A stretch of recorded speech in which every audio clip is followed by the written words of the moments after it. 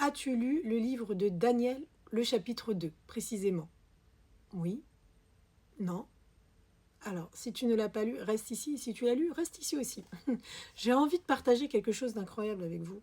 Sur ce chapitre-là, je trouve cette histoire extraordinaire. On voit à quel point Dieu nous aime et veut nous encourager. Au travers de cette histoire, donc, on apprend que le roi Nabuchodonosor a fait un rêve qu'il ne souhaite pas divulguer aux sages du royaume, mais qu'il souhaite qu'eux-mêmes le révèlent afin de voir si réellement ils étaient remplis de sagesse ou pas. Malheureusement, aucun ne pouvait révéler ce rêve parce que c'est impossible à l'homme de dire quel est le rêve qui a été fait dans la nuit. C'est vrai que c'est impossible à l'homme. Le prophète Daniel, qui lui n'était pas encore là à ce moment-là, ne savait pas que le roi était en colère et qu'il avait décrété la mort de tous les sages du royaume parce qu'ils étaient incapables de révéler ce rêve. C'est là où ça devient intéressant.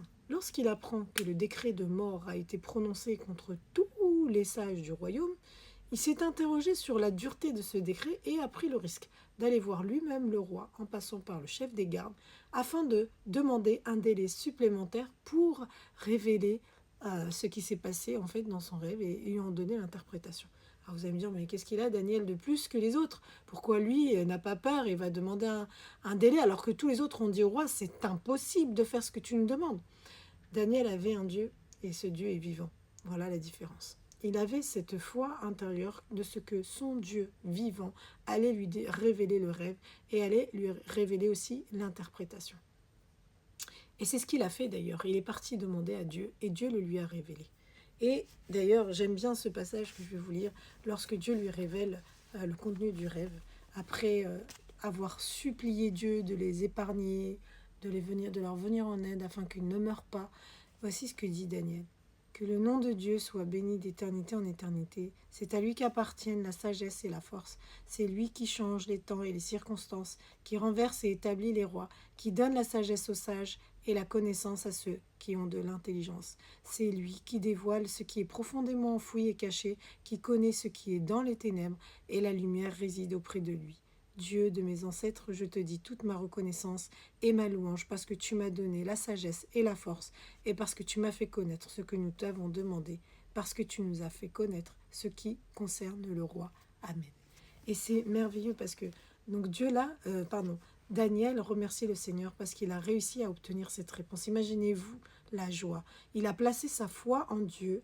Dieu lui révèle les informations dont il a besoin et il va pouvoir sauver non seulement sa vie et celle de ses amis, mais aussi celle de tous les sages qui ne sont par ailleurs pas des enfants de Dieu et qui ne sont pas des personnes qui suivent Dieu.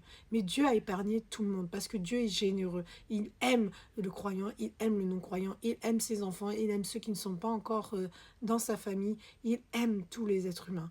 Et c'est la beauté de Dieu. Dieu a révélé et a montré aux yeux de tous, même de ceux qui ne croient pas, qu'il est vivant et que c'est lui qui donne la sagesse. Alors, quelle est cette situation à laquelle tu fais face aujourd'hui, dont tu as besoin de sagesse? Va la demander à Dieu, car il est dit que celui qui a besoin de sagesse la demande simplement. Et si tu as un colosse à renverser, sache que ce n'est pas par ta force, mais c'est par l'Esprit de Dieu que tu obtiendras la victoire. Car il est dit, c'est ni par force, ni par puissance, mais par l'Esprit Saint de Dieu que nous avons la victoire.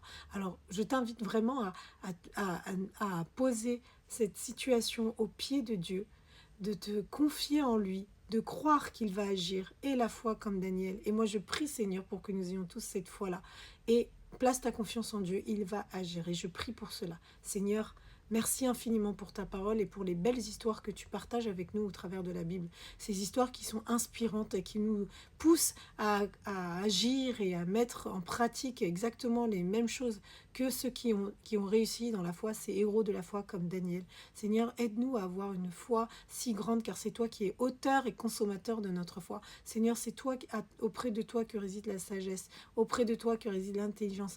Et je prie que cela soit aussi notre partage, car nous venons à toi pour te le demander. demander. Seigneur, dans nos situations qui paraissent insurmontables, où des géants se dressent devant nous, c'est toi qui les fais tomber, c'est toi qui les fais écrouler. Car il est dit dans le livre de Daniel qu'une pierre s'est détachée de la montagne sans intervention et qu'elle a frappé le pied du colosse et que le colosse est tombé. Seigneur, quelle que soit la situation de mon frère, quelle que soit la situation de ma sœur, il n'y a rien qui soit insurmontable pour toi. Et je prie vraiment que cette pierre que tu as révélée dans le rêve du roi Nabuchodonosor vienne également vienne se détacher pour frapper le problème de mon frère, pour frapper le problème de ma sœur et que cela s'écroule. Seigneur, accorde-nous ta sagesse. Saint-Esprit, guide-nous dans l'intelligence de Dieu afin que nous accomplissions les choses selon sa volonté et non pas la nôtre. Car la sagesse de Dieu vaut bien plus que la nôtre. Seigneur, merci infiniment de mettre aussi cette crainte, sainte crainte dans nos cœurs pour que nous puissions ne pas avoir peur de l'homme, quitte à perdre la vie, mais parce qu'une multitude derrière dépend de notre foi en toi, Seigneur.